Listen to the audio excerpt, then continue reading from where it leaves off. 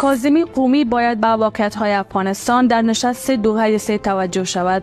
حسن کاظمی قومی سفیر و نماینده ویژه ایران برای افغانستان در دیدار با روزا اوتونبایوا رئیس دفتر هیئت معاونت سازمان ملل متحد در افغانستان یونما میگوید که سازمان ملل متحد باید نقش فعالتری در رفع ریشه‌های داخلی مهاجرت ایفا کند و روند بازگشت پناهندگان به کشورشان را تسهیل کند.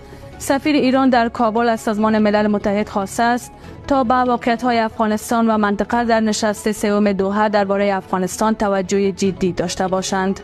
کاظمی قومی افزود سازمان ملل با همکاری‌های کشورهای منطقه به ایجاد نظم عادلانه سیاسی در افغانستان کمک کند.